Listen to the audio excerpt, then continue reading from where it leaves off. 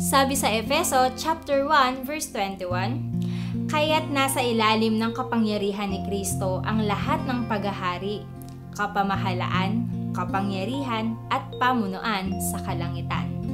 Higit na dakila ang kanyang pangalan kaysa sa lahat. Hindi lamang sa panahong ito, kundi maging sa darating. Sa mundong ito na puno ng kabisihan, busy sa trabaho, busy maging successful sa buhay, busy sa mga pangarap, busy sa pag-aaral, at busy sa mga life goals, hindi na natin masyadong na-meditate o napapagbulay-bulayan kung gaano nga ba kadakila ang ating Panginoong Hesus. May mga panahon na mas angat yung stress natin sa buhay, kaya hindi natin magawang makita at hindi na natin nagagawang mapansin ang kadakilaan ni Jesus. But we must always remember how great our God is. Great sa Tagalog ay dakila, di ba? Sinearch ko siya sa Google. Ang sabi, an extent, amount, or intensity considerably above the normal or average. Great means above the normal or above average. And our Lord God Jesus is great, meaning He is above average. He is above all. He is above everything. He is above your stressful life. He is above anything. And He is above all your plans. He is above all your goals. He is above all your problems. He is above all your worries. He is above all your fears. He is above anything under the sun, and He is above the world. Ganon kadakila ang Diyos. Ganon siya kadakila sa buhay natin. That's why we must always remember na kahit ano ang nararanasan natin sa buhay, kahit problema man yan, kahit masaya ka man, madami ka mang blessings, o puno ka man ng stress, always remember that Jesus is above everything. Dakila siya sa buhay natin. He is the King of Kings. He is the Lord of Lords. He is the Prince of Peace. Kilala siya ng mga tao. Nagniningning ang pangalan ni Jesus sa lahat ng dako sa mundo.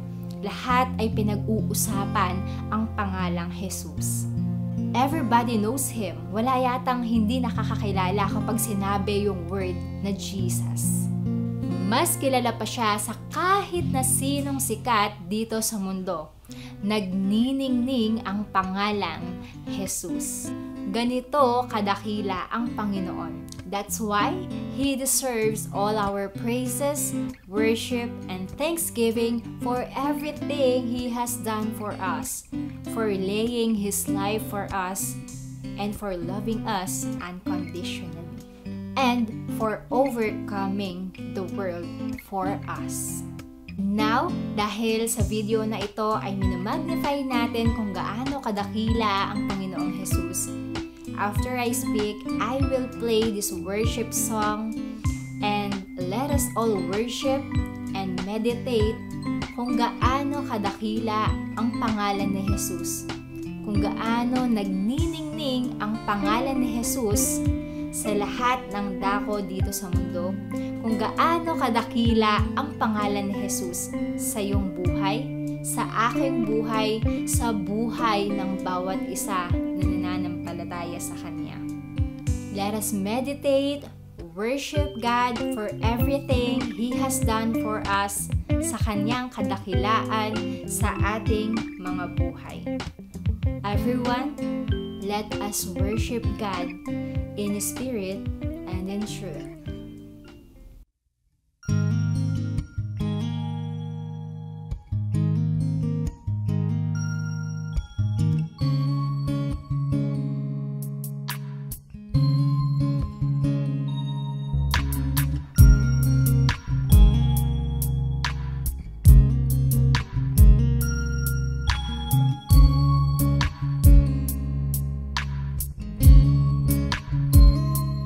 Nagtago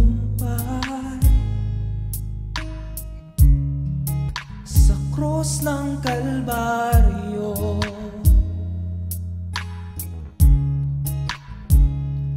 Kabanalan mo tumubos sa sala ko.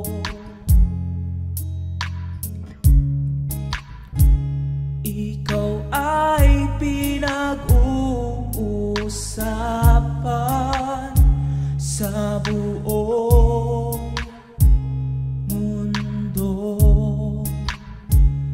Ikaw ang katotohanan na kaligtasan ko. Di na mapipigilan ang ngalan mo'y itataas, Jesus, dakilang pangalan, makikilala ng lahat. Naglilingling ang kagandahan ng iyong kalwalhatian,